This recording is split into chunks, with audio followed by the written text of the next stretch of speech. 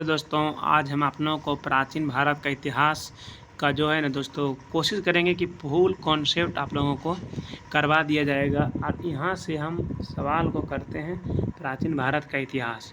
ठीक है, तो सबसे पहला क्वेश्चन है यहाँ पे क्या है दोस्तों, तो इस तरह से हम इसको बड़ा करते हैं और आप लोगों को बताते हैं कि किसी व्यक्ति, समाज अथवा देश से संबंधित महत्वपूर्ण, विशिष्ट व सार्वजनिक क्षेत्र की घटनाओं, तथ्यों आदि का कालक्रमिक विवरण ही इतिहास कहलाता है। जो कोई घटना घटा पहले उसी को हम इतिहास कहते हैं। तो बिहार पुलिस के लिए भी स्पेशल बनेगा, बीपीएससी के लिए भी स्पेशल। इतिहास का पिता किसे कहा जाता है? तो दोस्तों इतिहास का पिता जो है ना हेरोडोटस को कहा जाता है। इतिहास का पिता हेरोडोटस को कहा जाता है। ठीक है, और देखिए आगे क्या है, आगे बोल रहा है कि प्राचीन भारत की इतिहास, प्राचीन भारत के इतिहास से संबंधित प्रथम वास्तविक पुस्तक राजतरंगिणी है। प्राचीन भारत के इतिहास से संबंधित प्रथम पुस्तक राजतरंगिणी है। फिर देखिए उत्कीर्ण चिन्ह वाले प्राचीनतम सिक्के क्या कहलाते हैं? उत्कीर्ण चिन्ह वाले प्राचीनतम सिक्के क्या कहलाते हैं? आहत सिक्के। आहत सिक्के। सिक्कों के अध्ययन को मुद्रा शास्त्र कहा जाता है। सिक्कों के अध्ययन को मुद्रा शास्त्र कहा जाता है। भारत में प्राग ऐतिहासिक खोज प्रारंभ करने का श्रेय किसे दिया जाता है? भारत में प्राग ऐतिहासिक खोज श्रेय करने का स्रोत किसे दिया जाता है? तो डॉक्टर प्राइम रोज को, डॉक्टर प्राइम रोज को। उसके बाद देखिए इधर से भी क्वेश्चन है। देखिए भारतीय क्या बोल रहा है कि भारतीय प्रागैतिहासिक अध्ययन से संबंधित प्री हिस्टोरिका इंडिया किसकी कृति है? तो स्टुअर्ट पिगट को। चीनी यात्रियों ने अपने यात्रा वृत्तांत में भारत के लिए किस शब्द का प्रयोग किया? तो इंदु शब्द का प्रयोग किया। उत्कीर्ण लेखों के अध्ययन को क्या कहा जाता है? उत्कीर्ण लेखों के अध्ययन को क्या कहा जाता है दोस्तों? तो अभिलेख शास्त्र कहा जाता है। अभिलेख शास्त्र कहा जाता है। फिर देखिए नेक्स्ट, लिपियों के विकास के अध्ययन को पुरालिपि विधा कहलाता है। पुरालिपि विधा कहलाता है। सर्वप्रथम भारतवर्ष नाम का उल्लेख किस अभिलेख से प्राप्त है? तो ये सभी क्वेश्चन आप लोगों को पूछा जाता है एग्जाम में। तो सर्वप्रथम भारतवर्ष नाम का उल्लेख किस अभिलेख से प्राप्त है? तो हाथी गुम्पा अभिलेख से। हाथी गुम्पा अभिलेख से। फिर देखिए प्राचीन भारत का सर्वप्रथम सुनियोजित इतिहास किसने तैयार किया? तो B.A. स्मिथ ने तैयार किया। B.A. स्मिथ ने तैयार किया। अब यहाँ देखिए, अब यहाँ क्या है दोस्तों कि इतिहास को के भाग में बांटा गया है। तो इतिहास को 3 भाग में बांटा गया है। प्राग ऐतिहासिक काल, आद्य ऐतिहासिक काल और ऐतिहासिक काल। प्राग ऐतिहासिक काल, आद्य ऐतिहासिक काल और ऐतिहासिक काल। देखिए प्राग ऐतिहासिक में जो है दोस्तों, प्राग ऐतिहासिक में मानव उत्पत्ति से 3000 पूर्व तक। फिर देखिए आद्य ऐतिहासिक में 3000 ईस्वी पूर्व से लेकर 600 ईस्वी पूर्व तक। इसमें क्या होता था, प्राचीन भारत में उल्टा गिनती होता था। फिर देखिए ऐतिहासिक काल में 600 ईस्वी पूर्व से आगे तक। ठीक है, उसके बाद देखिए ऊपर पुरातात्विक साक्ष्य अध्ययन का एकमात्र स्रोत, क्योंकि लिखित साक्ष्य उपलब्ध नहीं था। लिखित साक्ष्य उपलब्ध किंतु अपठनीय था, यानी इसमें लिखित साक्ष्य था लेकिन पढ़ नहीं सकता था। फिर इसमें पुरातात्विक एवं साहित्यिक दोनों प्रकार के साक्ष्य उपलब्ध थे। फिर आगे देखिए, आगे अगर हम बात करते हैं तो थोड़ा सा इसको हम जूम कर देते हैं ताकि सही से ध्यान पड़े आपको। बोल रहा है कि प्राचीन भारतीय इतिहास को जानने के लिए किन स्रोतों का प्रयोग किया जाता है? तो धार्मिक ग्रंथ, ऐतिहासिक ग्रंथ, पुरातात्विक साक्ष्य तथा विदेशी विवरण।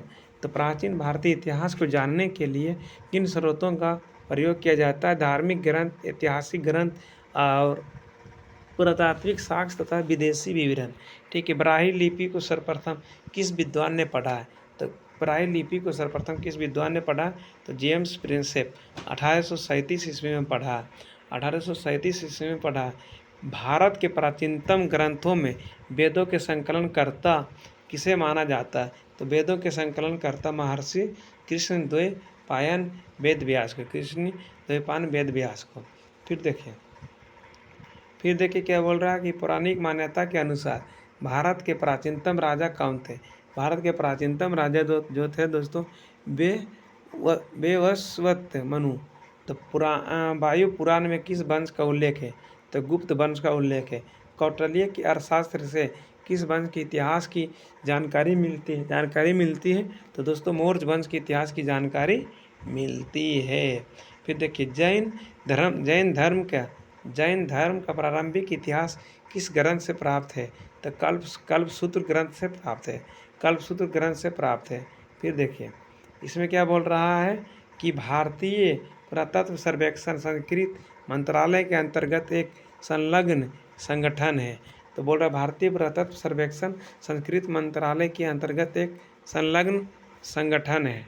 फिर देखिए आगे क्या है दोस्तों, बोल रहा है कि मत्स्य पुराण किस वंश से संबंधित है? तो आंध्र सातवाहन वंश से संबंधित है। मत्स्य पुराण जो है ना आंध्र सातवाहन वंश से संबंधित है। विष्णु पुराण किस वंश से संबंधित है? तो मौर्य वंश से संबंधित है। क्रॉस्टी लिपि किस प्रकार की लिखी जाती है? किस प्रकार की लिखी जाती है? दाएं से बाएं। क्रॉस्टी लिपि में जो है दाएं से बाएं लिखा जाता है, यानी इधर से शुरू होता है इधर तक लिखा जाता है। नारद स्मृति से किस वंश के विषय में जानकारी मिलती है? तो गुप्त वंश के विषय में जानकारी मिलती है मेरे प्यारे दोस्तों। फिर देखिए स्मृति ग्रंथों में सबसे प्राचीन एवं प्रमाणिक पुस्तक कौन है? स्मृति ग्रंथों में सबसे प्रमाणिक एवं सबसे प्राचीन एवं प्रमाणिक पुस्तक कौन है? तो मनु स्मृति हो जाएगा। मनु स्मृति हो जाएगा। शुंग काल का मानक ग्रंथ किसे कहा जाता है? शुंग काल का मानव ग्रंथ जो है ना मनु स्मृति को कहा जाता है। मनु स्मृति को कहा जाता है। स्त्री को पुरुष की अर्धांगिनी किस ग्रंथ में कहा गया? स्त्री को पुरुष की अर्धांगिनी किस ग्रंथ में कहा गया? तो दोस्तों हम आपके साथ हम भी याद कर रहे हैं, हम भी एग्जाम दे रहे हैं। ऐसा बात नहीं कि हम IAS बने हुए हैं। तो देखिए हम सोचें कि कुछ करवा देते हैं यूट्यूब पर कि मेरा मोनेटाइजेशन भी हो जाएगा। स्त्री को पुरुष की अर्धांगिनी किस ग्रंथ में कहा गया? तो शतपथ ब्राह्मण में कहा गया। शतपथ ब्राह्मण में कहा गया। देखिए अब यहाँ देखिए क्या है, यहाँ डिब्बा में जो घेरा गया ये इंपॉर्टेंट चीज़ है। महाभारत का प्रारंभिक उल्लेख आश्वलायन गृह सूत्र में मिलता है। प्रारंभ में इसमें मात्र 8800 श्लोक थे और इसका नाम जय संहिता था। कुछ समय पश्चात यह बढ़कर 24,000 श्लोक हो गया और भारत नाम से प्रसिद्ध हुआ। तो जैसे देखिए इसका जो जय संहिता था और कुछ समय पश्चात यह बढ़कर 24,000 श्लोक हो गया, भारत नाम से प्रसिद्ध। अंत में 1,00,000 श्लोक होने के कारण इसे सप्तसाहसी संहिता या महाभारत कहा जाने लगा मेरे प्यारे दोस्तों। उसके बाद देखिए पुरालेख विद्या से क्या अभिप्राय है? पुरालेख विद्या से क्या अभिप्राय है? तो शिलालेखों का अध्ययन हो जाएगा। पुरावशेष का महानतम अन्वेषक किसे माना जाता है? डार्विन को माना जाता है। डार्विन को। इब्न बतूता का यात्रा वृत्तांत किस नाम से प्रसिद्ध है? तो रेला नाम से प्रसिद्ध है। इब्न बतूता का यात्रा वृत्तांत किस नाम से प्रसिद्ध है? तो रेला नाम से प्रसिद्ध है। रेला नाम से प्रसिद्ध है। उसके बाद देखिए नेक्स्ट में क्या बोल रहा है, हेन सांग ने किस विश्वविद्यालय में बौद्ध धर्म का अध्ययन किया? नालंदा विश्वविद्यालय में हेन सांग ने मतलब जो है ना बौद्ध धर्म का अध्ययन किया। बौद्ध धर्म का अध्ययन किया।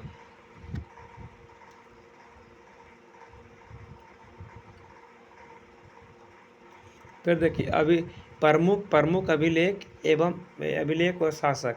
प्रमुख अभिलेख व शासक हाथी गुम्फा अभिलेख कलिंग नरेश खारवेल। हाथी गुम्फा अभिलेख कलिंग नरेश खारवेल। हाथी गुम्फा अभिलेख कलिंग नरेश खारवेल।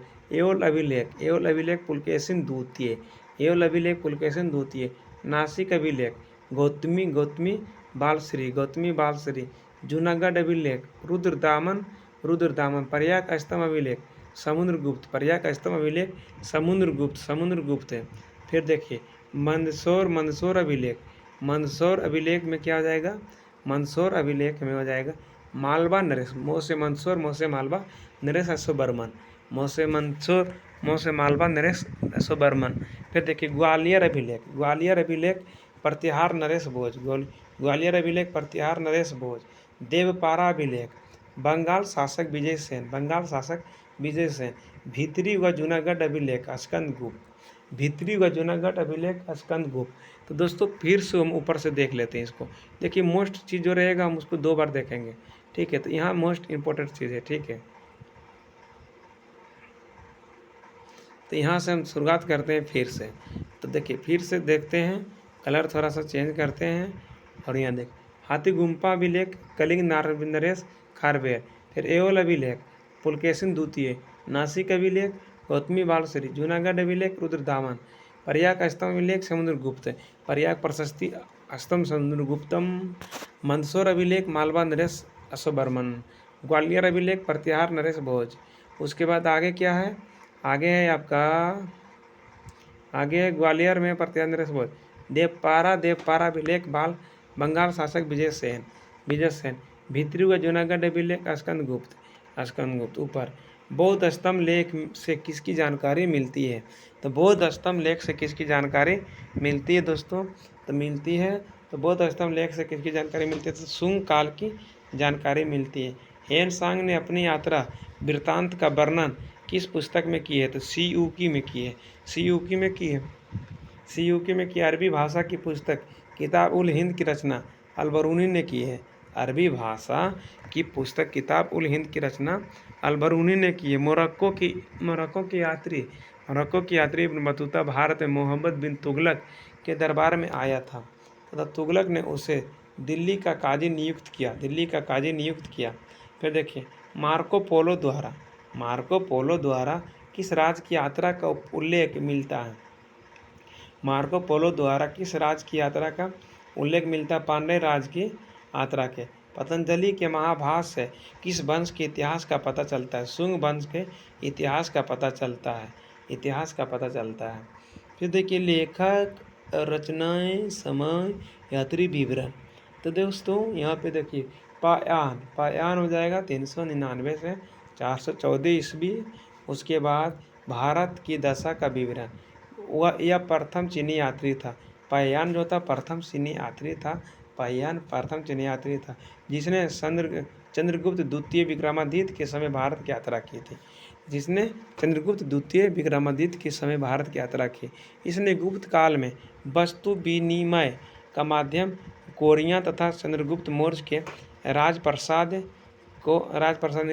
राजप्रसाद को देव निर्मित बताया।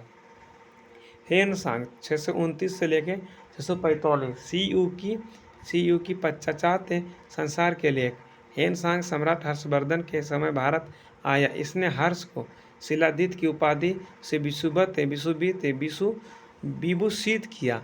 इसे यात्रियों का राजकुमार, शाक मुनि, नीति का पंडित कहा जाता है। हेन सांग को हर्षवर्धन के समय आया, हेन सांग हर्षवर्धन के समय आया 629 से लेकर 645 ईस्वी समय भारत में रहा। पायन जो था चंद्रगुप्त द्वितीय विक्रमादित्य के समय आया और ये 399 से 414। हित सिंह का हो जाएगा 678 ईस्वी से लेकर 675 ईस्वी। बौद्ध धर्म विषुआ चीनी युद्ध नालंदा विश्वविद्यालय अध्ययन रत्ता की आत्मकथा। सती प्रथा का प्रथम लिखित साक्ष्य 510 ईस्वी से लेकर 510 ईस्वी के भानुगुप्त के हिरण्य अभिलेख से प्राप्त होता है। फिर देखिए पाषाण काल की अगर बात की जाए तो पाषाण काल को भी 3 कालखंडों में बांटा गया। पूरा पाषाण काल, मध्य पाषाण काल, नव पाषाण काल। पूरा पाषाण में 26 लाख से लेकर 9000 ईस्वी पूर्व और मध्य पाषाण में 9000 से लेकर 4000 ईस्वी पूर्व और 4000 नव पाषाण में 4000 से 2500 ईस्वी पूर्व। फिर देखिए इसमें जो है ना दोस्तों पूरा पाषाण को 3 भागों में बांटा गया है। 26 लाख से 5000 ईस्वी पूर्व निम्न पूरा पाषाण, मध्य पूरा पाषाण में जाएगा 5000 ईस्वी से लेकर 40,000 ईस्वी, 40,000 से लेके उच्च पूरा पाषाण में 40,000 से 9000 ईस्वी पूर्व। उसके बाद देखिए आगे क्या है, पाषाण युगीन अनुसंधान आरंभ करने का श्रेय किसे दिया जाता है, तो पाषाण युगीन अनुसंधान आरंभ करने का श्रेय रॉबर्ट बुर्सफूट को जाता है। ठीक है। मानव इतिहास का प्रारंभिक काल क्या कहलाता है, तो पूरा पाषाण कहलाता है। मानव इतिहास का प्रारंभिक काल क्या कहलाता है, तो पूरा पाषाण कहलाता है। क्या कहलाता है, पूरा पाषाण कहलाता है। ठीक है, पूरा पाषाण कहलाता है। प्राचीन भारत के औजार और अस्त्र शस्त्र बनाने के लिए निवासी किस पदार्थ का प्रयोग करते हैं, पत्थर का प्रयोग करते हैं। पत्थर का प्रयोग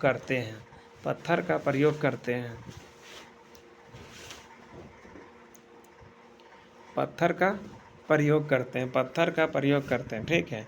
प्राचीन भारतीय इतिहास, प्राचीन भारतीय भौगोलिक मान्यता के अनुसार भारत वर्ष किस द्वीपखंड का था? किस द्वीपखंड का था? जम्मू द्वीपखंड का था, जम्मू द्वीपखंड का था। फिर देखिए सर्वप्रथम मानव सदृश प्राणी, सर्वप्रथम मानव सदृश प्राणी जो होमोसेपियंस से प्रजाति रूप से भिन्न था उसे सामान्यतः किस रूप में जाना जाता है? तो पिथेकेरेंसो फिथेकेन तो प्रसव के रूप में। भारत में क्या बोल रहा है? भारत में मानव के सर्वप्रथम साक्ष्य कहाँ से प्राप्त होता है? हथनौरा नर्मदा घाटी से, हथनौरा नर्मदा घाटी से, हथनौरा नर्मदा घाटी से। पाषाण संस्कृत से लेकर हड़प्पा सभ्यता तक के संस्कृति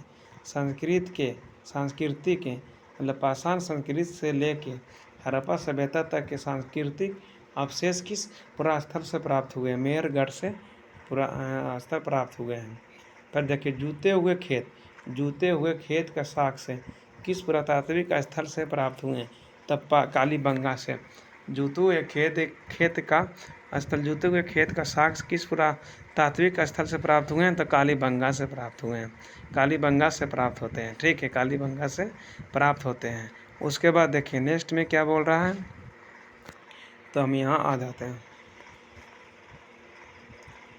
बोल रहा है कि जो है ना कि बृहद पाषाण स्मारकों की पहचान किस रूप में की गई है?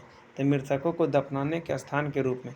प्राचीनतम साक्ष्य, प्राचीनतम अस्थायी जीवन के प्रमाण कहाँ से प्राप्त हुए हैं? मेहरगढ़ से प्राप्त हुए हैं, मेहरगढ़ से प्राप्त हुए हैं। मनुष्य ने सर्वप्रथम किस धातु का प्रयोग किया था? तांबा का। मनुष्य ने सर्वप्रथम किस धातु का प्रयोग किया था? तांबा का, ठीक है, तांबा का। उसके बाद देखिए नेक्स्ट में क्या है? परस्तर युग क्या बोल रहा है कि परस्तर युग के लोगों के पास प्रथम घरेलू पशु कुत्ता था। फिर उत्खनित प्रमाणों के अनुसार पशुपालन का प्रारंभ किस काल से माना जाता है? तो मध्यपाषाण काल से माना जाता है, मध्यपाषाण काल से माना जाता है। मध्यपाषाण काल में पशुपालन के प्राचीनतम साक्ष्य कहाँ से है? आदमगढ़ से है। मानव द्वारा खदानों की कृषि सर्वप्रथम किस काल में प्रारंभ की गई? तो नवपाषाण काल में प्रारंभ की गई थी। मानव द्वारा प्रयोग में लाया जाने वाला प्रथम अनाज कौन था? जौ था। प्रथम अनाज कौन था? तो जौ था। चाकोलिथिक युग को किस अन्य नाम से जाना जाता है? ताम्रपाषाण युग के नाम से जाना जाता है, ताम्रपाषाण युग के नाम से जाना जाता है। उसके बाद देखिए यहाँ पे क्या है? प्राप्त स्थल इनाम गांव महाराष्ट्र राज्य में कच्ची मिट्टी के मकान हुआ गोलाकार गड्ढों वाले मकान के साक्ष्य मिले हैं। दाइमाबाद महाराष्ट्र में कलश समाधान तथा कलश के घरों के फर्श के नीचे रखने का प्रमाण सबसे बड़ा ताम्रपाषाणिक स्थल है। आज दाइमाबाद हो गया। फिर नबदा टोली महाराष्ट्र, इसका उत्खनन एस डी संकालिया द्वारा चित्रित काले मृदबान के प्रमाण मिले हैं। नेवासा जो है महाराष्ट्र में है। पटसन का प्रथम साक्ष्य और लाल तल पर काली डिजाइन वाले चाक निर्मित बर्तनों के प्रमाण मिले हैं। ताम्रबती राजस्थान, यहाँ से प्राप्त काले मृदबान सफ़ेद रैखिक चित्रों से सजे रहते हैं। फिर नवपाषाण काल शब्द का सर्वप्रथम प्रयोग 1865 ईस्वी में सर जॉन लुबाक ने किया था, ठीक है। उसके बाद देखिए नेक्स्ट में क्या है दोस्तों? नेक्स्ट में है कि भारतीय पुरातत्व सर्वेक्षण के प्रथम महानिदेशक कौन थे? तो जॉन मार्शल थे। चलने वाला मार्शल नहीं था, नाम वाला मार्शल था। फिर देखिए भारतीय पुरातत्व का जनक अलेक्जेंडर कनिंघम को कहा जाता है। भारतीय पुरातत्व का जनक अलेक्जेंडर कनिंघम को कहा जाता है। भारत के किस आरंभिक पुरापाषाण युग के शिलाश्रय से सर्वाधिक चित्र प्राप्त हुए? भीमबेटका मध्य प्रदेश से, ठीक है। फिर देखिए कुम्भकारी मिट्टी के बर्तन बनाने की कला ने सर्वप्रथम के सर्वप्रथम प्रमाण किस युग से प्राप्त है? नवपाषाण काल से। पेयबल उपकरण किस काल से संबंधित है? तो निम्न पुरापाषाण काल से। निम्न पुरापाषाण काल से। निम्न पुरापाषाण काल से हो जाएगा। निम्न पुरापाषाण काल से हो जाएगा। ठीक है। फिर देखिए, ताम्रपति के नाम से कौन सी संस्कृत प्रसिद्ध है? आहार संस्कृत। माइक्रोलिथिक औजार। माइक्रोलिथिक औजार किस काल से संबंधित है? तो मध्यपाषाण काल से संबंधित है। मध्यपाषाण काल से संबंधित है। बेलन घाटी से प्राप्त औजार किस काल से संबंधित है? तो निम्न पुरापाषाण काल से संबंधित है। निम्न पुरापाषाण काल से मानव की आकेटक और खाद्य संग्रह की अवस्था किस काल से जुड़ी है? तो पुरापाषाण काल से जुड़ी है। पुरापाषाण काल से जुड़ी है। ताम्रपाषाण कालीन संस्कृति में महाराष्ट्र के लोग मृतकों को घर के फर्श के नीचे उत्तर दक्षिण दिशा में रखकर दफनाते थे। फिर देखिए, भारत के 2 सर्वाधिक प्राचीन ज्ञात मध्य पाषाणकालीन स्थल कौन से हैं? तो महदाहा और सराय नाहरलाह। आधुनिक मानव होमो सेपियंस का प्रादुर्भाव कब हुआ? तो उच्च पुरापाषाण काल में। उच्च पुरापाषाण काल में। ठीक है। उच्च पुरापाषाण काल में।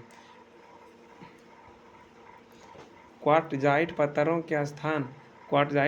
के स्थान पर जेसर चट आदि के पत्थर सर्वप्रथम कब प्रयुक्त हुए?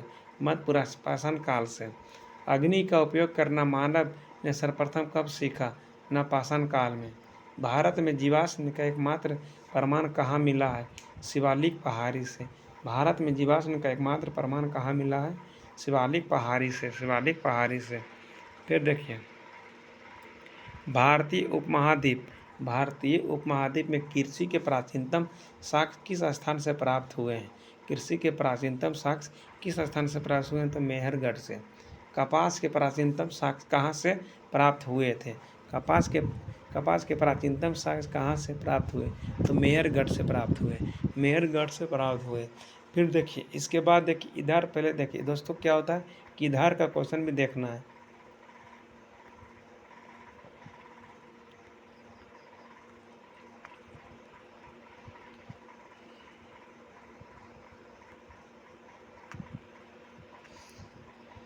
हड्डी निर्मित उपकरण किस भारतीय पुरातत्व स्थल से प्राप्त है? सराय नाहर राय से। उसके बाद देखिए, गौरी के मृदबान पात्र का नामकरण कहाँ से हुआ? हस्तिनापुर से। हस्तिनापुर से हुआ है। सिंधु घाटी सभ्यता के लोग मुख्य स्थल मोहनजोदड़ो चनहुदरो, सुतकागोंडर, हड़प्पा तथा कोटडीजी वर्तमान में पाकिस्तान में स्थित है। उसके बाद देखिए, स्थल है बुर्ज होम कश्मीर। कब्रों में मालिक के साथ कुत्ते को दफनाए जाते थे। और गुप्त कराल में क्या होता था दोस्तों? तो गुप्त कराल में होता था कृषि व पशुपालन के साक्ष्य, हड्डी निर्मित औजार, दूसर मृदबांडों का सिलबट्टा व हड्डी से निर्मित सुई के साक्ष्य प्राप्त हुए थे। मेहरगढ़ गेहूं की 3 जौ की 2 किस्में प्राप्त होती थी। गेहूं की 3 जौ की 2 किस्में प्राप्त होती थी। पर किस्मों की खेती के प्रमाण, कच्ची ईंटों के आयताकार मकान और प्राचीनतम अस्थायी जीवन के साक्ष्य मिले हैं। और मादाहा उत्तर प्रदेश में पड़ता है। मादाहा कहाँ पड़ता है? उत्तर प्रदेश में। उत्तर प्रदेश में गोलाकार झोपड़ियों के प्रमाण, धान के अलावा जौ की खेती, पशुबारा के भी साक्ष्य मिले हैं। कोल्डिवा धान की खेती के प्रमाण प्राप्त हुए हैं, जो धान की खेती का भारत में ही नहीं बल्कि विश्व में सबसे प्राचीन साक्ष्य माना जाता है। कोल्डिवा उत्तर प्रदेश। उसके बाद देखिए, संगन कल्लू राग की टीले प्राप्त हुए जो बेल्लारी जिले में अवस्थित है। पिकलिहर राग के डेर व निवास स्थल के साक्ष्य प्राप्त हुए हैं। फिर देखिए, यहाँ से आगे क्या है? यहाँ से आगे है चोपानी मांडो। मधुमक्खी के सत्ते जैसी झोपड़ियाँ, ज्यामितीय आकार के सूक्ष्म पाषाणुआ हस्त निर्मित मृदबान के साक्ष्य प्राप्त हुए हैं। फिर देखिए सारूतारू गुवाहाटी के समीप उत्खनन से आदिम कुल्हाड़ी व चित्रित मृदबान प्राप्त हुए हैं। फिर देखिए चिरांद बिहार, बिहार में भी है चिरांद बिहार हड्डी के उपकरण, चिरांद बिहार हड्डी के उपकरण प्राप्त हुए जो प्राय हिरणों के सींगों से निर्मित है। और उसके दाव जली कृषि व पशुपालन के साक्ष्य प्राप्त हुए जो कि असम में है, ठीक है। फिर नब्दा टोली क्या बोल रहा है दोस्तों, नब्दा टोली के बारे में बोला गया। नब्दा टोली नामक ताम्रपाषाण स्थल का उत्खनन HD सांकलिया ने किया था। नब्दा टोली वर्तमान में मध्य प्रदेश में स्थित है। फिर देखिए हड़प्पा सभ्यता। अब यहाँ से क्वेश्चन आगे चलते हैं और यहाँ से टॉप क्वेश्चन आता है दोस्तों। तो हड़प्पा सभ्यता यहाँ से जो है ना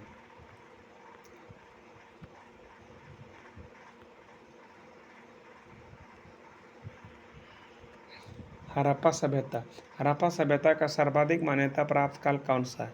तो 2500 ईस्वी पूर्व से लेकर 1750 ईस्वी पूर्व तक हड़प्पा नामक पूरा स्थल की सभ्यता से संबंध है तो सिंधु घाटी सभ्यता से संबंध है। हड़प्पा सभ्यता की लिपि किस प्रकार की थी? तो भाव चित्रात्मक लिपि थी।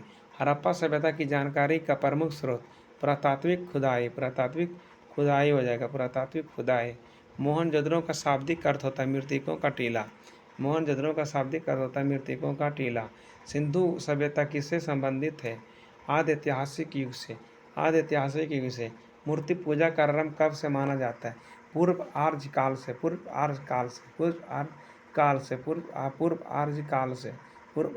से, ठीक है। फिर देखिए सिंधुवासियों ने पहली बार तांबे में टीन मिलाकर कांचा तैयार किया था, इसलिए इसे कांच युगीन सभ्यता भी कहा जाता है। हड़प्पा की समकालीन सभ्यता रंगपुर कहाँ स्थित है? सौराष्ट्र में स्थित है। हड़प्पा संस्कृति का वह कौन सा स्थल है? हड़प्पा संस्कृति का वह कौन सा स्थल है जहाँ दुर्ग तथा निचला नगर अलग अलग प्राचीरों से घिरे हुए हैं? तो कालीबंगा दोस्तों। मोहनजोदड़ो एवं हड़प्पा सभ्यता की पुरातात्विक खुदाई किसके द्वारा की गई? तो सर जॉन मोर्सल के द्वारा की गई। हड़प्पा कालीन स्थलों में अभी तक ज्ञात धातुओं की प्राप्ति लोहा से, मतलब ज्ञात धातु की प्राप्ति नहीं, वो लोहा, मतलब अभी तक नहीं। सिंधु घाटी के लोग किसकी पूजा करते थे? मात्र देवी की पूजा करते थे दोस्तों। उसके बाद देखिए उत्खनित प्राणियों के अनुसार सिंधु सभ्यता का स्थल,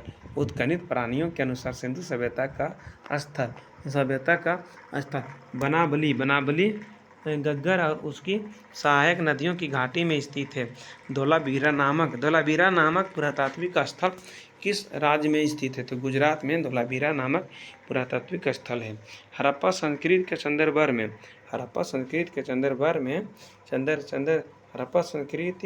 संदर्भ में शैल कीर्ति स्थापत्य के प्रमाण कहाँ है? तो धोलावीरा से है दोस्तों। फिर देखिए नेक्स्ट में क्या है दोस्तों? तो नेक्स्ट क्वेश्चन में है इधर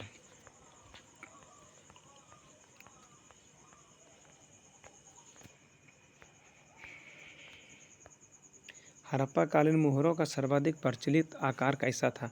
तो वर्गाकार था, ठीक है, वर्गाकार था। हड़प्पा संस्कृति की मोहरों पर घोड़े का अंकन नहीं हुआ। हड़प्पा संस्कृति के मोहरों पर घोड़े का अंकन नहीं हुआ। आधुनिक देवनागरी लिपि का प्राचीन रूप क्या है? ब्राह्मी लिपि। आधुनिक देवनागरी का प्राचीन रूप क्या है? तो ब्राह्मी लिपि है दोस्तों। तो ब्राह्मी लिपि है। विश्व में सबसे पहले कपास की खेती का आरंभ कहाँ हुआ था? तो भारत में हुआ था। विश्व में सबसे पहले कपास की खेती का आरंभ कहाँ हुआ था? तो भारत में हुआ था। सेंधव सभ्यता की समकालीन मिस्र की सभ्यता नील नदी के तट पर विकसित हुई थी। सिंधु घाटी सभ्यता से संबंधित विश्व मुद्रा किस पुरातात्विक स्थान से प्राप्त हुई थी? तो मोहनजोदड़ो से प्राप्त हुई थी, मोहनजोदड़ो से प्राप्त हुई थी। मृगपट्टिका का उत्कीर्ण, मृगपट्टिका का उत्कीर्ण सिंहयुक्त देवता की मुहर कहाँ से, मुहर की देवता की मुहर कहाँ से प्राप्त हुए, तो कालीबंगा से प्राप्त हुए। लेखन कला की प्रणाली विकसित करने वाली प्रथम प्राचीन सभ्यता सुमेरियन सभ्यता। लेखन कला की प्रणाली विकसित करने वाली प्रथम सभ्यता सुमेरियन सभ्यता, सुमेरियन सभ्यता हो जाएगा। उसके बाद देखिए सिंधु घाटी सभ्यता, सिंधु घाटी सभ्यता गैर आर्य सभ्यता थी, क्योंकि यह नगरीय सभ्यता थी, जबकि आर्य मुख्यतः कृषि पर आश्रित था। आर्य किस पर आश्रित था, तो आर्य कृषि पर आश्रित था। सिंधु घाटी सभ्यता गैर आर्य सभ्यता थी, गैर आर्य सभ्यता थी, मतलब गैर मतलब विपरीत, मतलब गैर मतलब अलग, तो अलग सभ्यता थी, क्योंकि यह नगरीय सभ्यता थी, जबकि आर्य मुख्यतः कृषि पर, आर्य किस पर आधारित था, तो कृषि पर। सिंधु घाटी सभ्यता को आर्यों से पूर्व की सभ्यता रखे जाने का महत्वपूर्ण कारक क्या है, तो मृदबांड है, मृदबांड है। भारत में किस प्रकार के मृदबांड द्वितीय नगरीकरण के प्रारंभ के प्रतीक माने जाते हैं, माने जाते हैं। भारत में किस प्रकार के मृदबांड द्वितीय नगरीय के प्रारंभ माने जाते हैं, तो इसका आंसर हो जाएगा आपका उत्तरी काले पोलिस कीर्ति मृदबांड। फिर देखिए भारत में चांदी की उपलब्धता के प्राचीनतम साक्ष्य हड़प्पा सभ्यता से है। भारत में चांदी की उपलब्धता के प्राचीनतम साक्ष्य हड़प्पा सभ्यता से। फिर देखिए यहाँ के हड़प्पा काल की मुद्राओं के निर्माण में मुख्यतः किस पदार्थ का उपयोग किया गया है, तो सेलकरी का उपयोग किया गया है, सेलकरी का उपयोग किया गया है। फिर देखिए यहाँ से भी क्वेश्चन पूछा जाता है, तो मांडा जो है दोस्तों हड़प्पा की सीमा, ये हड़प्पा की सीमा है, और मांडा जो है, मांडा आपका जम्मू कश्मीर में उत्तर दिशा, ये जो है उत्तर दिशा, ऊपर उत्तर नीचे दक्षिण, और मतलब क्या बोलता है राइट हैंड तरफ पूरब और लेफ्ट हैंड ने पश्चिम। तो दोस्तों देखिए मांडा जो है ना जम्मू कश्मीर में है, और उसके बाद दैमाबाद है महाराष्ट्र जो कि नीचे में दक्षिण, और आलमगीरपुर उत्तर प्रदेश में है, आलमगीरपुर उत्तर प्रदेश, चित्तौड़गढ़ बलूचिस्तान पाकिस्तान में पड़ता है, फिर देखिए एक क्वेश्चन यहाँ बन जाता है, लोथल को लघु हड़प्पा या लघु मोहनजोदड़ो भी कहा जाता है। इसके पूर्वी भाग में एक गोदीबारा का साक्ष्य मिला है, ठीक है।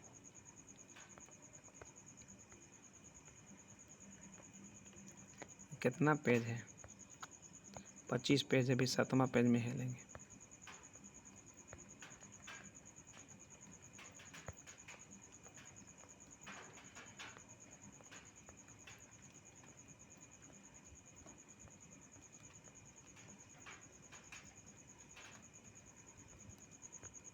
देखिए यहाँ पे है इस तरह से है कि हड़प्पा सभ्यता, तो हड़प्पा सभ्यता के खोज जो है ना राय बहादुर दयाराम साहनी और ग्वालियर माधव स्वरूप इस तरह से किया 1921 ईस्वी में। हड़प्पा सभ्यता रावी नदी के तट पर, हड़प्पा सभ्यता कहाँ है, मोंटगोमरी जिला में पाकिस्तान में पड़ता है। तो देखिए क्या क्या प्राप्त हुए हैं, अन्न भंडार, कांचे से निर्मित खिलौना, गाड़ी, पारदर्शी वस्त्र पहने हुए एक मूर्ति, गरुड़ चित्रित मछुआरे का चित्र संग, ये सभी प्राप्त हुए हैं। फिर देखिए मोहनजोदड़ो में क्या है दोस्तों, तो मोहनजोदड़ो में राखल दास बनर्जी ने खोज किया, मोहनजोदड़ो को राखल दास बनर्जी ने खोज किया है, राखल दास बनर्जी। मार्टिन व्हीलर पाकिस्तान में लरकाना जिला में है, मोहनजोदड़ो लरकाना जिला में 1922 में खोज हुआ।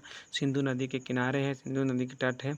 विशाल स्नानागार, पुरोहितों का आवास, महाविद्यालय, 16 मकानों का बैरक, कांच निर्मित नग्न महिला की मूर्ति, दाढ़ी वाले पुजारी की मृत्यु, चमकते हुए बंदर का चित्र, एक श्रृंगी पशुओं वाली मुद्रा प्राप्त हुए हैं। फिर देखिए लोथल जो है दोस्तों, लोथल आपका हो गया, लोथल अहमदाबाद जिला गुजरात में है। रंगनाथ राव ने किया था 1955 से एवं 1962 में भोगबा नदी के किनारे। लोथल भोगबा नदी के किनारे याद हमेशा रखना, लोथल भोगबा नदी के किनारे अहमदाबाद गुजरात में। गोदीबारा वृत्ताकार तथा चौकोर अग्निवेदिका या हाथी इस तरह से, दांत चावल व बाजरे में, राक्षस का अंकन, फारस की मोहर, घोड़े के गिर मूर्ति, 3 युक्त युग्मित समाधियाँ हैं, ठीक है। और उसके बाद देखिए चनहुदरों की अगर बात की जाए तो चनहुदरो जो सिंधु नदी के तट पर है। अर्नेस्ट मैके हुआ NG मजुमदार ने खोज किया था? NG मजुमदार ने खोज किया था मनके बनाने का कारखाना, बिल्ली का पीछा करते हुए कुत्ते का साक्ष, लिपस्टिक, कांच, इस तरह से यहाँ से चंद्रशेखर से प्राप्त हुआ है।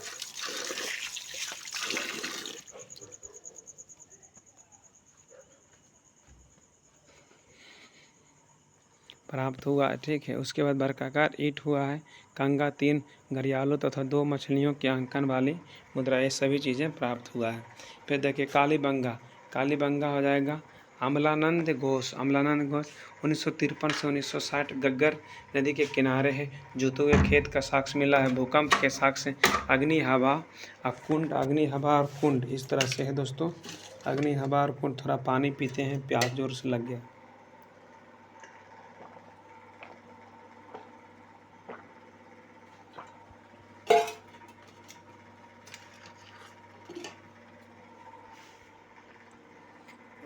ये सभी चीज़ें मिला है, ठीक है, पढ़ लीजिएगा। राखी गढ़ी, सूरजबान 1969 ईस्वी में घग्गर नदी के किनारे, ये दोनों घग्गर नदी के किनारे हैं। ताम्रउपकरण, ताम्रउपकरण, ताम्रउपकरण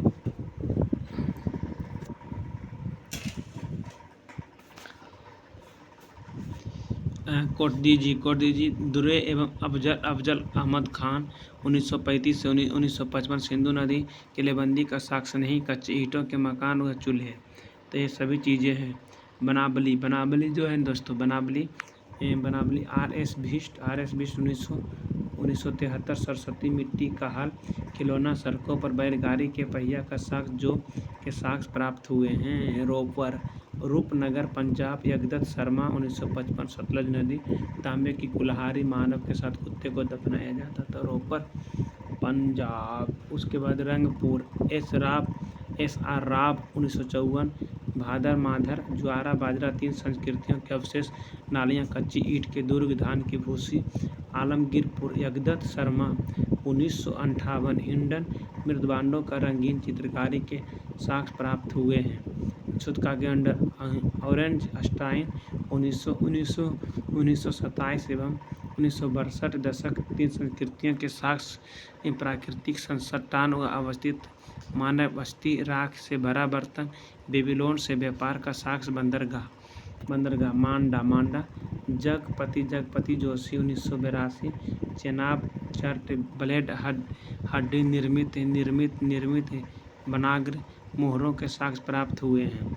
फिर देखिए उसके बाद जो है ना चुतकागे जॉर्ज डेल्स 1962, सादिक और 2 टीले हुआ मृदबांडों के साक्ष्य प्राप्त हुए हैं। फिर चुरकोटदा गुजरात, जगपति जोशी 1964 में सरस्वती कलश समाधान घोड़े की हड्डियाँ प्राप्त हुए हैं। हड़प्पा सभ्यता में विनिमय का मुख्य माध्यम वस्तु का विनिमय प्रणाली को माना जाता है। अब यहाँ से आगे वैदिक काल में देखिए ये सब क्वेश्चन आपको टॉप है, ये सब पूछा जाता है। वैदिक काल में आ गया है तो वेद का शाब्दिक अर्थ होता है ज्ञान होता है। सर्वाधिक प्राचीन वेद कौन सा? ऋग्वेद। ये सब बात सही है। आर शब्द किसको इंगित करता है? श्रेष्ठ वंश को। ऋग्वेद में कुल कितने मंडल और सूक्त हैं? 10 मंडल और 1028 सूक्त हैं। उसके बाद देखिए त्रयी नाम किसके लिए प्रयोग किया गया? त्रयी नाम जो है दोस्तों तीनों वेदों ऋग्वेद, सामवेद, यजुर्वेद, तो इसमें अथर्ववेद की चर्चा नहीं किया गया दोस्तों। यज्ञ संबंधी विधि विधानों की जानकारी किस वेद से प्राप्त होता है? यजुर्वेद से। फिर देखिए यहाँ क्या है, 4 वेदों में से किस एक में जादू टोने और वशीकरण का वर्णन है? अथर्ववेद में। उपनिषद किस परंपरा पर आधारित है? भारतीय दर्शन परंपरा पर आधारित है। फिर देखिए आगे क्या है, ऋग्वेद का कौन सा मंडल पूर्णतः सोम देवता को समर्पित है? तो 9वां मंडल जो है सोम देवता को समर्पित है। अध्यात्म ज्ञान से संबंधित नचिकेता और यम का संबंध किस उपनिषद से प्राप्त है? तो कठोपनिषद से प्राप्त है। उपनिषद काल के राजा अश्वपति किस स्थान के शासक थे? तो कैकेयी के शासक थे, कैकेयी के शासक थे। तो देखिए मोक्ष प्राप्ति के समाधान, मोक्ष प्राप्ति के साधन की चर्चा किस वैदिक साहित्य में की गई? तो उपनिषद से। वैदिक नदी अस्किनी की पहचान किस नदी के रूप में की गई? किस नदी के रूप में की गई? तो चिनाब नदी के रूप में की गई थी, चिनाब नदी। आरंभिक वैदिक साहित्य में सर्वाधिक वर्णित नदी कौन है? सिंधु नदी है, सिंधु नदी है।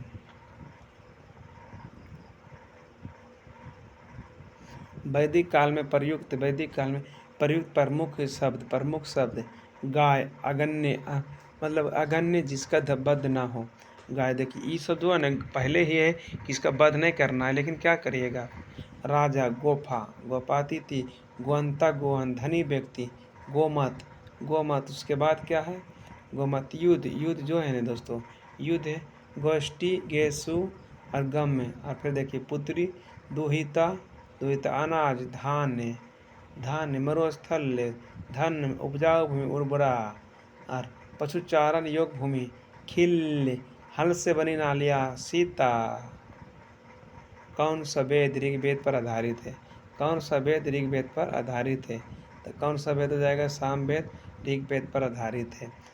वर्ण व्यवस्था का सर्वप्रथम विवरण कहाँ से मिला? ऋग्वेद के 10वें मंडल से मिला है। पूर्व वैदिक काल में किन दो संस्थाओं का राजा पर नियंत्रण होता? सभा और समिति का। वैदिक देवताओं का पुरोहित किसे माना जाता है? बृहस्पति को माना जाता है। फिर देखिए यहाँ क्या है?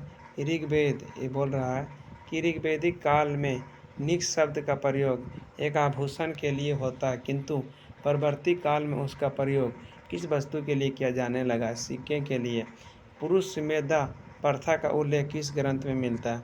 शतपथ ब्राह्मण ग्रंथ में मिलता है, शतपथ ब्राह्मण ग्रंथ में मिलता है। फिर देखिए दोस्तों, उसके बाद देखिए वेद ऋग्वेद ब्राह्मण में अगर आ गए कौशितिक्य ऐतरेय सूक्त 1028 मंत्र, और उपनिषद कौशितिक्य ऐतरेय और अर्णैक ऐतरेय होत्र आदित्य में होते। और इस तरह से उपवेद में आयुर्वेद प्रजापति, अजुर्वेद में तैत्तिरीय शतपथ, तैत्तिरीय कटी, श्वेतशर और इस वेदांतन, और तैत्तिरीय मृदवान, अथर्ववेद और धनुर्वेद और सामवेद। पंचबीज इसे मृत तांडव ब्राह्मण भी कहते हैं। 1028 मंत्र भी है, केन, संदोय और जनिपा, उद्दाता, गंधर्व वेद है। और अथर्ववेद गोपथ 6000 मंत्र है। और मांडुक्य, प्रश्न, मुंडक, बराह और उसका शिल्प वेद है। पूरा पारसियों के ग्रंथ जिन अवस्था में जिस अहुर मजदा का वर्णन मिलता है, असुरों का देवता कहलाता है। फिर देखिए यहाँ पे 9 नंबर में है, 9 नंबर पेज में आगे हम ईरान से भारत में आर्यों के आने की सूचना किस अभिलेख में है? तो बोग जकोई अभिलेख में दोस्तों। फिर देखिए उत्तर वैदिक काल में किस क्षेत्र को आर्य संस्कृति की धुरी समझा जाता है? तो अंग एवं मगध में गोत्र शब्द का प्रयोग सर्वप्रथम किस काल में हुआ है? तो ऋग्वेद काल में हुआ है। ऋग्वेद संहिता में 2 से 7वें मंडल तक सर्वाधिक प्राचीन माने जाते हैं। इन्हें गोत्र मंडल के नाम से जाना जाता है। ऋग्वेद काल में जनता का विश्वास किसमें है? बलि एवं कर्मकांड में है। प्रसिद्ध दशराज युद्ध किस नदी के तट पर लड़ा गया? तो परुशनी नदी के तट पर रावी। दशराज युद्ध का वर्णन ऋग्वेद के 7वें मंडल में है। फिर देखिए आर्यों के जीविकोपार्जन का मुख्य स्रोत क्या है? पशुपालन एवं कृषि। ऋग्वेद में उल्लेखित यह शब्द किस कृषि उत्पाद के लिए प्रयुक्त किया गया है? तो जो वैदिक युग में प्रचलित लोकप्रिय शासन प्रणाली का क्या है? वंशानुगत राजतंत्र प्रणाली। आयुर्वेद अर्थात जीवन का विज्ञान का उल्लेख सर्वप्रथम किस वेद में है दोस्तों? तो किस वेद में है? तो अथर्ववेद में है। अथर्ववेद में सभा और समिति को प्रजापति की 2 पुत्रियों को कहा गया है। गायत्री मंत्र का उल्लेख किस ग्रंथ में है? तो गायत्री मंत्र का उल्लेख किस ग्रंथ में मिलता है? ऋग्वेद के 3रे मंडल में मिलता है। फिर देखिए ऋग्वेद में किसको युद्ध का देवता कहा समझा जाता है? ऋग्वेद में किसको युद्ध का देवता समझा जाता है? तो इंद्र को युद्ध का देवता समझा जाता है। पूर्व वैदिक कार्यों का सर्वाधिक लोकप्रिय देवता कौन था? पूर्व वैदिक कार्यों का सर्वाधिक लोकप्रिय देवता कौन था? तो इंद्र था। ठीक है, इंद्र था। गायत्री मंत्र की रचना किसने की थी? विश्वामित्र ने की थी। गायत्री मंत्र की रचना विश्वामित्र ने की थी। और उसके बाद देखिए दोस्तों, श्रीमद् भागवत गीता मूल रूप से किस भाषा में लिखी गई? तो संस्कृत भाषा में की गई। सत्यमेव जयते शब्द किस ग्रंथ से लिया गया है? तो मुंडकोपनिषद से लिया गया है। मुंडकोपनिषद से लिया गया है।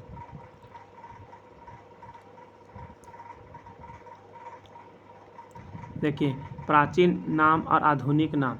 तो देखिए यहाँ याद करना है। वितस्ता झेलम नदी को कहा जाता है आधुनिक नाम। विपाशा ब्यास नदी को कहा जाता है। दृश्यद्वैती या दृश्यद्वैतई गग्गर यानी चौतांग नदी को कहा जाता है। कुर्बू कुर्रम नदी को कहा जाता है। कुंभा काबुल नदी को कहा जाता है। कुंभा काबुल नदी को कहा जाता है। सदा नीरा गंडक नदी को कहा जाता है। गंडक नदी को अस्किनी चिनाब नदी को कहा जाता है। सतुद्री सतलज नदी को कहा जाता है। गोमल गोमती नदी को कहा जाता है। सिंधु सिंध नदी को कहा जाता है। सरस्वती घग्गर नदी को कहा जाता था। यानी घग्गर जो भी है उसको सरस्वती पहले कहते थे। सुषोमा को अब सोन नदी को कहते हैं। सुवास्तु तो सुवास्तु को स्वात नदी अब कहते हैं। फिर से एक बार देख लिया जाता है, नीचे से देख लिया जाता है, मज़ा आ जाता है। सुवास्तु स्वात नदी को अब मतलब सुवास्तु पहले था, स्वास्थ्य हो गया। सुषोमा सोहन और सरस्वती अब घग्गर बन चुका है। सिंधु सिंध बन चुका है। गोमल गोमती बन चुका है। सतुद्री सतलज बन चुका है। अस्किनी चिनाब बन चुका है। फिर देखिए अस्किनी के बाद है सदा नीरा जो है दोस्तों गंडक बन चुका है। कुंभा काबुल बन चुका है। कुर्रम बन चुका है। दुष्दुति घग्गर नदी बन चुका है। विपाशा ब्यास नदी बन चुका है। वितस्ता झेलम नदी बन चुका है। फिर देखिए ऋग्वेद यहाँ क्या बोल रहा है? ऋग्वेद की मूल लिपि क्या थी? ऋग्वेद की मूल लिपि क्या थी? बराही लिपि थी। जीविकोपार्जन हेतु वेदांग पढ़ने वाला अध्यापक क्या है? उपाध्याय कहलाता है। राजा की उत्पत्ति का सिद्धांत किस पद्धति में दिया गया है? राजा की उत्पत्ति का सिद्धांत किस ब्राह्मण ग्रंथ में मिलता है? तैत्रेय ब्राह्मण ग्रंथ में मिलता है। शुल्ब सूत्र किस विषय से संबंधित पुस्तक है? ज्यामिति से संबंधित पुस्तक है। अस्तोमा सद्गम वाक्यांश कहाँ लिया गया है? तो बृहदारण्यक उपनिषद में लिया गया है। चरक संहिता नामक पुस्तक किस विषय से मिलता है? चरक संहिता नामक पुस्तक किस विषय से संबंधित है? तो चिकित्सा से संबंधित है। फिर देखिए याज्ञवल्क्य गार्गी बृहदारण्यक उपनिषद में है। तो बृहदारण्यकोपनिषद में है। वैदिक काल में लंबे समय तक अविवाहित रहने वाली कन्या को क्या कहा जाता था? अमाजु कहा जाता था। अमाजु। वैदिक काल में द्विज श्रेणी में कौन शामिल था? द्विज श्रेणी में ब्राह्मण क्षत्रिय वैश्य। शूद्र की चर्चा नहीं किया गया है। द्विज।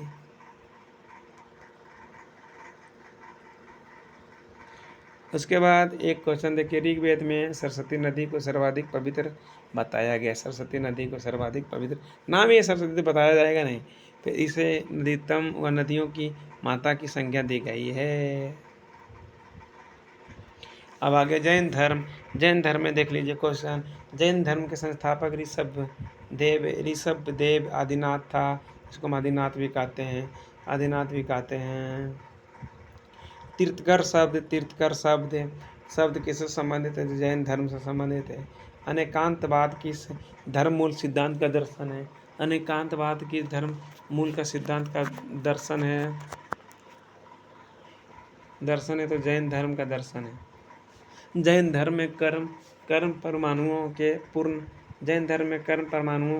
पूर्ण विनाश को सूचित करने वाली अवस्था को क्या कहते हैं? निर्जरा कहते हैं। जैन धर्म में संपर्क का क्या अभिप्राय? जीव की और नए कर्म का प्रभाव रुक जाना। गंग वंश के राजा राजमहल चतुर्थ के मंत्री एवं सेनापति चामुंडराय ने 974 ईस्वी में श्रवणबेलगोला के पास एक जीन मूर्ति का निर्माण करवाया था। जो बाहुबली और गोमतेश्वर की मूर्ति कहलाती है। यहाँ पर 12 वर्ष के अंतराल पर मनाए जाने वाला उत्सव महामस्तका विशेषक के नाम से जाना जाता है। फिर उसके बाद त्रिरत्न, सम्यक दर्शन, सम्यक आचरण, सम्यक ज्ञान किस धर्म से संबंधित है? जैन धर्म से संबंधित है। आजीविक संप्रदाय के संस्थापक, आजीविक संप्रदाय के संस्थापक किसे माना जाता है? मक्खली गोसाल को। अनुवर्त सिद्धांत किस धर्म से संबंधित है? तो जैन धर्म से संबंधित है। अनुवर्त सिद्धांत किस धर्म से संबंधित है? तो जैन धर्म से संबंधित है। यापनीय किसका संप्रदाय है? तो जैन धर्म का संप्रदाय है। फिर प्रारंभिक जैन साहित्य किस भाषा में लिखे गए हैं? तो अर्धमागधी भाषा में लिखे गए, अर्धमागधी भाषा में लिखे गए हैं। और उसके बाद देखिए, पारसनाथ से संबंध होने के कारण कौन सा स्थल, पारसनाथ से संबंध होने का कौन सा स्थल? जैन सिद्ध। उसके बाद सम्मेद शिखर माना जाता है। जैन संप्रदाय में प्रथम विभाजन के पश्चात निर्मित श्वेतांबर संप्रदाय के संस्थापक कौन थे? तो स्थूलभद्र को माना जाता है। किस जैन संगीति में अंतिम रूप से श्वेतांबर आगम का संपादन हुआ है? प्रथम जैन संगीति में, पाटलिपुत्र में। फिर देखिए, जैन संगीतियाँ सम्मेलन, प्रथम संगीति 300 वर्ष ईस्वी, स्थान पाटलिपुत्र बिहार, और अध्यक्ष स्थूलभद्र हो गया।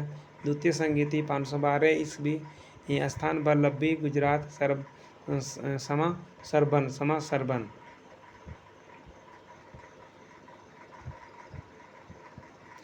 देखिए, जैन तीर्थकारों के क्रम में अंतिम कौन था?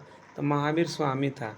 महावीर स्वामी 24वें तीर्थकर थे। महावीर स्वामी 24वें तीर्थकर थे। उनका जन्म जो है दोस्तों, उनका जन्म हुआ था 540 ईस्वी पूर्व में, 540 ईस्वी पूर्व में, ठीक है, 540 ईस्वी पूर्व में हुआ था। और उसके बाद जन्मस्थल वैशाली के कुंडग्राम के निकट बिहार में है। पिता सिद्धार्थ बज्जी संघ के कुंडग्राम के यात्रक के क्षत्रिय कुल के प्रधान थे। माता त्रिशला लिच्छवी शासक चेटक की बहन थे। बचपन का नाम वर्धमान महावीर था। पत्नी यशोदा कुंडे गोत्र के राजा समरवती की कन्या थे। पुत्री प्रियदर्शना अनुजा थे। प्रमुख उपाधि कैवल्य सर्वोच्च ज्ञान प्राप्त व्यक्ति, जिन विजेता, निर्ग्रंथ, बंधन रहित, अरहत पूज्य है। निर्माण प्राप्ति जो है दोस्तों, निर्माण प्राप्ति पावापुरी राजगीर बिहार में 72 वर्ष की आयु में 468 ईस्वी में समस्ती पाल के यहाँ जो है न, यहाँ मल्ल गणराज के प्रधान का शासित क्षेत्र था। शाद्यवाद सिद्धांत किससे संबंधित है? जैन धर्म से संबंधित है। उसके बाद उत्तर प्रदेश में स्थित कौन सा स्थान बौद्ध धर्म और जैन धर्मों का दोनों की प्रसिद्ध तीर्थस्थल है? तो कौशाम्बी है। 16 महाजनपदों का उल्लेख किस जैन रचना में मिलता है? तो भगवती सूत्र में मिलता है। बराबर की गुफाओं का निर्मित किस लिए किया जाता है? आजीविकों के आवास के लिए बोल रहा है। पारसनाथ द्वारा प्रतिपादित 4 महाव्रतों में महावीर स्वामी ने 5वें महाव्रत के रूप में क्या जोड़ा? तो ब्रह्मचार्य जोड़ा। महावीर स्वामी ने हिंसा, सत्य, असत्य, चोरी न करना, अपरिग्रह, संपत्ति अर्जित न करना एवं ब्रह्मचार्य 5 महाव्रत की शिक्षा दी है। जैन ग्रंथ कल्पसूत्र के रचयिता कौन थे? तो भद्रबाहु थे। जैन मूर्ति पूजा का प्राचीनतम प्रमाणिक अभिलेख कहाँ मिलता है? तो हाथी गुम्फा अभिलेख में मिलता है। जैन संप्रदाय में विभाजन के पश्चात स्थूलभद्र के अनुयायी श्वेतांबर, जबकि भद्रबाहु के अनुयायी दिगंबर कहलाए थे। दिगंबर कहलाए थे। फिर बौद्ध धर्म में आ गए हैं दोस्तों, तो बौद्ध धर्म में आ गए। महात्मा बुद्ध की शिक्षाएं सर्वप्रथम किस रूप में संकलित है? तो त्रिपिटक के रूप में संकलित है। त्रिपिटक के रूप में संकलित है दोस्तों, त्रिपिटक के रूप में संकलित है। महाविनिष्क्रमण, महाविनिष्क्रमण से क्या तात्पर्य? बुद्ध के गृहत्याग की घटना, बुद्ध के गृहत्याग की घटना। बुद्ध को ईश्वर के रूप में पूजने वाला बौद्ध संप्रदाय कौन सा था? महायान था, महायान था। फिर देखिए किस बौद्ध संगीति में बौद्ध संघ स्थविरवादी तथा महासंघिकी जैसे दो भागों में विभाजित हुआ था? द्वितीय संगीति में, दो भागों में द्वितीय संगीति में। बौद्ध मत में उपसंपदा पद से क्या तात्पर्य है? क्या तात्पर्य है दोस्तों? तो बौद्ध भिक्षु के धर्म परिवर्तन की अंतिम अवस्था। बुद्ध किसके राजकाल में कौशाम्बी आए थे? उदयन के राजकाल में कौशाम्बी आए थे, उदयन के राज में कौशाम्बी आए थे। बौद्ध धर्म में शून्यवाद तथा विज्ञानवाद जैसी दार्शनिक पद्धतियाँ का उदय हुआ। इसका प्रभाव शंकराचार्य के दर्शन पर भी पड़ा। इसी कारण उन्हें प्रसन्न बुद्ध की उपमा भी दी जाती है। बौद्ध धर्म के 4 आर्य सत्य हैं। सत्य है क्या? दुख समुदाय, दुख निरोध और दुख निरोधगामिनी प्रतिपदा। बौद्धों की रामायण के नाम से प्रसिद्ध बुद्ध चरित्र के रचनाकार अश्वघोष है। अशोक का कौन सा शिलालेख, अशोक का कौन सा अभिलेख इस परंपरा की पुष्टि करता है कि गौतम बुद्ध का जन्म लुम्बिनी में हुआ था? रुम्नी देई अभिलेख। बौद्ध धर्म के महायान और हीनयान संप्रदायों में सर्वाधिक मौलिक अंतर कौन सा? देवी देवताओं की पूजा। फिर बुद्ध की सर्वाधिक मूर्तियों की पूजा। बुद्ध की सर्वाधिक मूर्तियों का निर्माण गांधार शैली में हुआ है। बुद्ध की प्रथम प्रतिमा मथुरा कला शैली के अंतर्गत बनाई गई है। भारतीय कला में बुद्ध के जीवन की किस घटना का चित्रण मृग सहित शक्र द्वारा दिखाया गया? प्रथम उपदेश। बोध गया के महाबोधि मंदिर का संबंध गौतम बुद्ध के जीवन की किस महत्वपूर्ण घटना से है? किस महत्वपूर्ण घटना से? तो गौतम बुद्ध को ज्ञान की प्राप्ति से। बुद्ध के उपदेश किससे संबंधित है? आचरण की शुद्धता एवं पवित्रता से।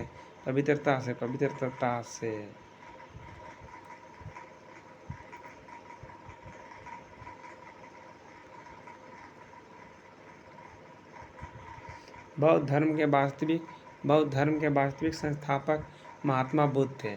जन्म 563 ईस्वी पूर्व। जन्म स्थल लुम्बिनी वन, कपिलवस्तु वर्तमान लुम्बिनी देवी नेपाल में हैं। पिता शुद्धोधन शाक्यों के राजा कपिलवस्तु के शासक हैं। उसके बाद माता महामाया देवी कोल्ली गणराज।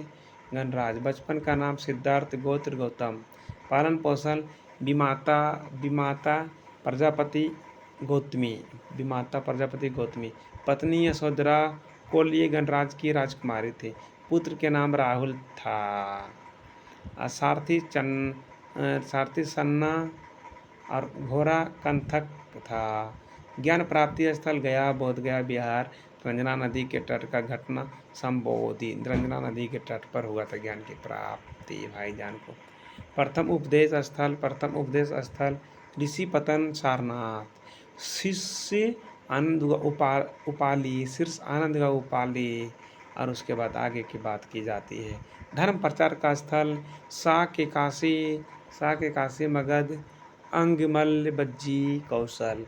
जीवन का अंत हुआ था महापरिनिर्वाण भी कहा जाता जीवन का अंत का। 483 ईस्वी पूर्व। आयु 80 वर्ष। दिन वैशाख। पूर्णिया। स्थल कुशीनगर उत्तर प्रदेश में। मृत्यु हुआ बेचारा का।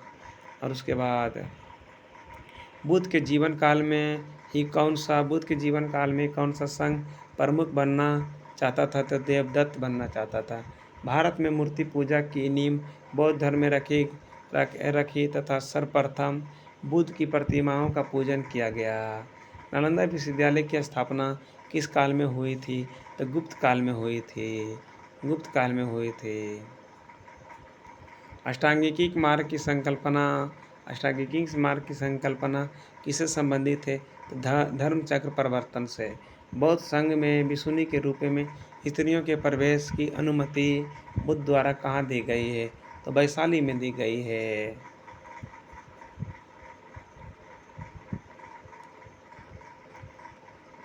सम्राट अशोक ने अपने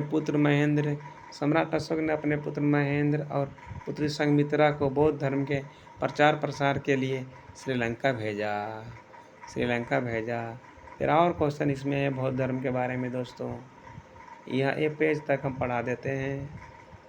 फिर देखिए बौद्ध संगीति की अगर बात की जाए दोस्तों, तो प्रथम तो यहाँ हो जाएगा प्रथम 483 ईस्वी पूर्व राजगीर स्थान महाकश्यप अजातशत्रु, द्वितीय 383 ईस्वी पूर्व वैशाली सबक मीर कलाशोक, तृतीय 250 ईस्वी पूर्व पाटलिपुत्र मोगलीपुत्र 33 अशोक, फिर देखिए चतुर्थ 98 ईस्वी कुंडलवन वसुमित्र कनिक सिंह। फिर देखिए नागार्जुन किस बौद्ध संप्रदाय के थे? तो नागार्जुन जो दोस्तों थे वो माध्यमिक संप्रदाय के थे। विश्व का सबसे ऊंचा विश्व शांति स्तूप बिहार में कहाँ स्थित है? राजगीर में स्थित है। बुद्ध की 80 फुट ऊंची प्रतिमा जो बोध गया में स्थित है, किसके द्वारा निर्मित की गई है? तो जापानियों के द्वारा निर्मित की गई है। फिर देखिए यहाँ क्या है, एशिया के ज्योति पुंज के नाम से किसे जाना जाता है? गौतम बुद्ध को। शून्यता के सिद्धांत का सर्वप्रथम प्रतिपादन करने वाला बौद्ध दार्शनिक कौन था? नागार्जुन था। नव नालंदा महावीर किसके लिए विख्यात है? पाली अनुसंधान संस्थान के लिए। बौद्ध तथा जैन दोनों ही धर्म किस मत में विश्वास रखते हैं? तो कर्म तथा पुनर्जन्म के सिद्धांत में। गौतम बुद्ध को एक देवता का स्थान किस राजा के शासन काल में प्राप्त हुआ है? तो कनिष्क के राजा का। बुद्ध की खड़ी प्रतिमा किस काल में बनाई गई है? तो कुषाण काल में बनाई गई। प्रथम शताब्दी ईस्वी में किस भारतीय बौद्ध भिक्षुकी को चीन भेजा गया? तो नागार्जुन को भेजा गया। फिर देखिए त्रिपिटक में अगर बात की जाए तो शुद्ध पिटकों में बृहत्तम बुद्ध के उपदेशों का संवादों का संकलन, विनय पिटकों में लघुत्तम बौद्ध संघ के आचार विचार हुआ नियम निषेध का संकल्प, अभिधम पिटकों के मध्यम बुद्ध के आध्यात्मिक हुआ दार्शनिक विचारों का संकलन।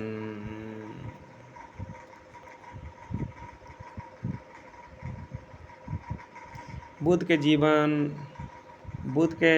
जीवन पर किन 4 दृश्यों का आध्यात्मिक अत्यधिक प्रभाव पड़ा? वृद्ध व्यक्ति, बीमार व्यक्ति, मृतक तथा प्रसन्न से सन्यासी। मगध के किस राजा ने बुद्ध के निवास के लिए लेबुबन नामक महावीर बनवाया? बिंबिसार ने। संघ में प्रवेश करने वाली प्रथम महिला कौन थी? तो प्रजापति गौतमी। बुद्ध ने अपने जीवन की अंतिम वर्षा ऋतु कहाँ व्यतीत की थी? वैशाली में। संसार में अस्थिर शनिक है और शनिक है यह मान्यता बौद्ध धर्म से संबंधित है। तो देखिए बुद्ध के जीवन की घटनाएं उनके प्रत्येक गर्भ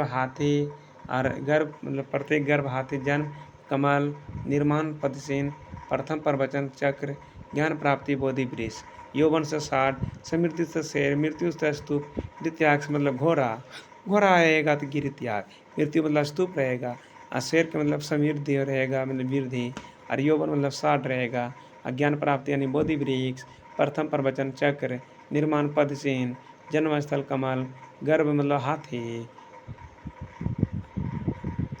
गंधार कला में क्या बोल रहा है? गंधार कला में बुद्ध को प्रतिबिंबित किया गया है ग्रीक रोमन शैली में।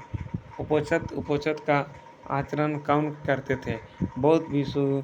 महायान बौद्ध धर्म में बोधिसत्व अवलोकितेश्वर को किस अन्य नाम से जाना जाते हैं? पद्मपाणि। भारत का सबसे बड़ा बौद्ध मठ कहाँ स्थित है? सिक्किम। बौद्ध शब्दावली में धर्म चक्र परिवर्तन से क्या निर्देशित होता है? बुद्ध का प्रथम उपदेश। वर्जियान बौद्ध धर्म में बुद्ध की संगिनी को कहा जाता है तारा। बौद्ध धर्म की किस शाखा में अनात्म सिद्धांत एवं पुद्गल को मान्यता दी गई थी। सर्वास्ति के माँ सांगिकी के अनुसार जीव किससे निर्मित है? नव धर्म। बौद्ध धर्म के त्रिरत्नों में क्या शामिल है? बुद्ध, धम्म और संघ। बौद्ध दर्शन के अनुसार कारण एवं कार्य के सिद्धांत को किस प्रकार जाना जाता है? तो प्रतीत्य समुदाय। प्रतीत्य समुत्पाद का अर्थ है संसार की सभी वस्तुएं किसी न किसी कारण से उत्पन्न हुई, इस प्रकार वे इस पर निर्भर है। फिर एक लास्ट क्वेश्चन है दोस्तों, आज 12 पेज कल 12 पेज। बौद्ध धर्म की महायान शाखा औपचारिक रूप से कनिष्क के शासनकाल में प्रारंभ हुई। आज यहीं तक रहते हैं, इसको लास्ट करेंगे कल हम। ठीक है दोस्तों, तो ये पूरा वीडियो देख लीजिएगा, आपका ज़रूर कुछ क्वेश्चन बनेगा। थैंक यू दोस्तों।